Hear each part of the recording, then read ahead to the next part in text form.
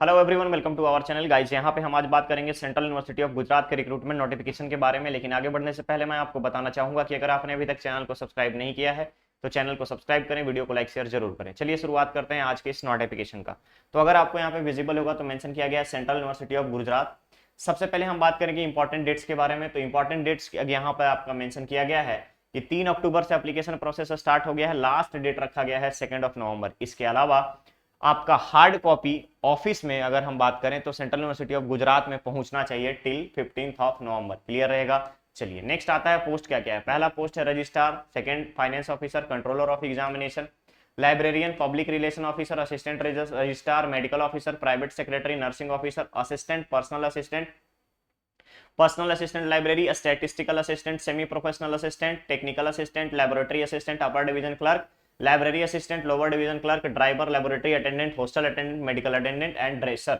ध्यान रखेंगे यहाँ पर इन सभी के लिए यानी कि नॉन टीचिंग पोस्ट के लिए आपका रिक्रूटमेंट नोटिफिकेशन जारी किया गया। अब हम आते हैं यहाँ पे सैलरी के ऊपर। सबसे पहले जो हमारा जरूरी है कि वर्क तो आपका पैशन है ही, बट मनी जो है आपका मोटिवेशन है। ध्यान रखेंगे रजिस्ट्रार के लिए यहाँ पे 1,44,000 से 2,18,200 तक का, फाइनेंस ऑफिसर 1,44,200 से 2,18,200, कंट्रोलर ऑफ एग्जामिनेशन 1,44,200 से 2,18,200, लाइब्रेरियन 1,44,200 से 2,18,200, पब्लिक रिलेशन ऑफिसर पीआरओ 56,100 से 1,77,500। ठीक है। असिस्टेंट रजिस्ट्रार, मेडिकल ऑफिसर दोनों के लिए 56,100 से 1,77,500 तक का। नेक्स्ट पोस्ट है आपका प्राइवेट सेक्रेटरी, नर्सिंग ऑफिसर, दोनों का सैलरी रहेगा 44,900 से लेकर के 1,42,400 तक का।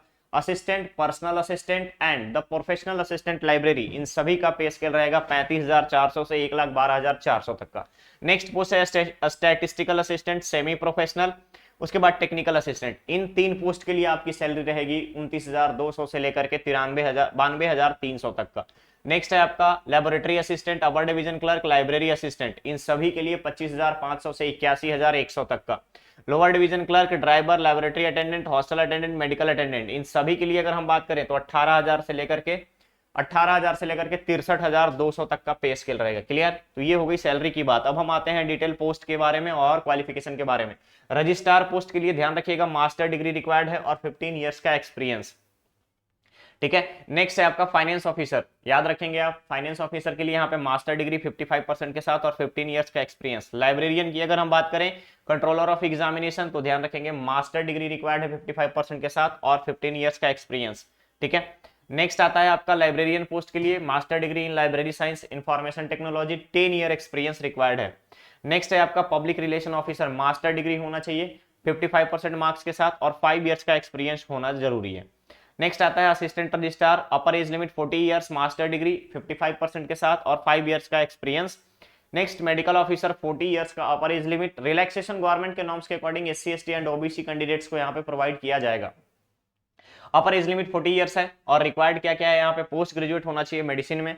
इसके अलावा अगर पोस्ट ग्रेजुएट मेडिसिन में नहीं है तो आप यहाँ पर एमबीबीएस वाले भी अप्लाई कर सकते हो। Clear. Private secretary 35 years age, bachelor degree होना चाहिए और 3 इयर्स का पर्सनल असिस्टेंट के किसी भी पर्सनल असिस्टेंट पोस्ट पर कोई भी रिसर्च एस्टेब्लिशमेंट में, सेंट्रल गवर्नमेंट में, स्टेट गवर्नमेंट में या पीएसयू में या ऑटोनोमस बॉडी में आपका वर्किंग होना चाहिए। क्लियर रहेगा। साथ ही साथ इंग्लिश हिंदी का स्टेनोग्राफी होना चाहिए, इंग्लिश का 120 वर्ड पर मिनट, हिंदी का 100 वर्ड पर मिनट। ठीक है। नॉलेज ऑफ कंप्यूटर एप्लीकेशंस यहाँ पे रिक्वायर्ड है। अगर यहाँ पर अगर आप देखेंगे तो सिलेक्शन क्राइटेरिया स्किल टेस्ट होगा, डिक्टेशन का 10 मिनट रहेगा, 120 पर मिनट, 120 वर्ड पर मिनट इंग्लिश के लिए, 100 वर्ड पर मिनट हिंदी के लिए। ट्रांसक्रिप्शन 50 मिनट इंग्लिश के लिए, 60 मिनट आपका हिंदी के लिए। क्लियर रहेगा। चलिए नर्सिंग ऑफिसर रिक्वायर्ड है यहाँ पे बीएससी नर्सिंग, 35 इयर्स का एज लिमिट रहेगा। इसके अलावा यहाँ पे 2 इयर्स का एक्सपीरियंस रिक्वायर्ड है। नेक्स्ट पोस्ट है असिस्टेंट का, बैचलर डिग्री रिक्वायर्ड है 3 इयर्स का आपका एक्सपीरियंस के साथ। नेक्स्ट पोस्ट है personal assistant, 35 years age, bachelor degree के साथ साथ प्रोफिशिएंसी यहाँ पे होना चाहिए आपका स्टेनोग्राफी में, 2 इयर्स का एक्सपीरियंस यहाँ भी रिक्वायर्ड है। प्रोफेशनल असिस्टेंट में बात करें तो प्रोफेशनल असिस्टेंट में 35 इयर्स का एज होना चाहिए, मास्टर डिग्री होनी चाहिए लाइब्रेरी साइंस में।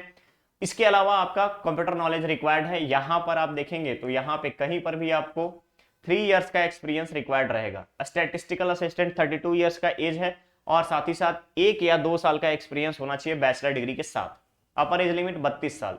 सेमी प्रोफेशनल असिस्टेंट 35 इयर्स का upper age limit, master degree library science में होना चाहिए, साथ ही साथ 2 इयर्स का रिलेवेंट एक्सपीरियंस यानी लाइब्रेरियन के रूप में आपका कार्य करना होना चाहिए। नेक्स्ट टेक्निकल असिस्टेंट, अपर age limit 30 years, bachelor degree chemical science में होना चाहिए, लाइफ साइंस में, इन्वायरमेंटल साइंस में। इसके अलावा 3 इयर्स का एक्सपीरियंस यहाँ पे रिक्वायर्ड है। डिजायरेबल है handling the laboratory equipment, good command over English and Hindi, ठीक है। नेक्स्ट आता है name of post laboratory assistant, 32 years. 32 years में ध्यान रखेंगे bachelor degree in science required है। इसके अलावा आपका 2 इयर्स का एक्सपीरियंस। नेक्स्ट है आपका upper division clerk, 32 years age limit, bachelor degree, 2 years का एक्सपीरियंस।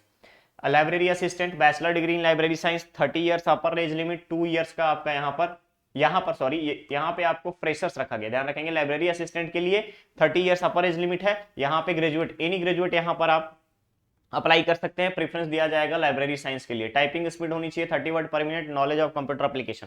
इसके अलावा lower division clerk, bachelor degree होना चाहिए, इंग्लिश टाइपिंग, हिंदी टाइपिंग, साथ ही साथ प्रोफिशिएंसी कंप्यूटर एप्लीकेशन में।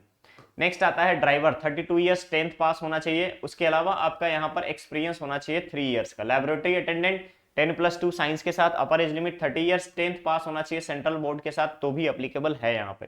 नेक्स्ट आता है हॉस्टल अटेंडेंट, अपर एज लिमिट 32 इयर्स, 10th पास होना चाहिए और 2 इयर्स का एक्सपीरियंस रिक्वायर्ड है। मेडिकल अटेंडेंट ध्यान रखिएगा, ड्रेसर के लिए मैट्रिकुलेशन के साथ साथ 2 इयर्स का आपका एलिमेंट्री नॉलेज होना चाहिए मेडिकल ड्रेसिंग में, ठीक है। यहां तक आपका ओवरऑल आपका ये था आपका पोस्ट का डिस्क्रिप्शन। अब हम बात करते हैं कि अप्लाई कैसे करना है। तो गाइस ध्यान रखिएगा, जितने भी पोस्ट रखे गए हैं, तो अपर लेवल के जितने भी पोस्ट हैं, रजिस्ट्रार, असिस्टेंट रजिस्ट्रार, इन सब को छोड़ करके बाकी जितने भी पोस्ट हैं सबको 2 इयर्स की परिवीक्षा अवधि पर रखी जाएगी, यानी प्रोबेशन पीरियड पर रखी जाएगी, ठीक है। चलिए, यहाँ पर आपको बताया गया है कि कहाँ आपको भेजना है। तो जैसे ही आप फॉर्म फिलअप कर लेंगे तो फॉर्म को प्रिंट करके इन्वेलप में डालेंगे, एप्लीकेशन नंबर लिखेंगे, पोस्ट लिखेंगे, उसके बाद आप रिक्रूटमेंट सेल को आप भेजेंगे। यहाँ पर आप अपना नेम, एड्रेस, मोबाइल नंबर, सारी चीजें मेंशन करेंगे। चलिए आगे बढ़ते हैं।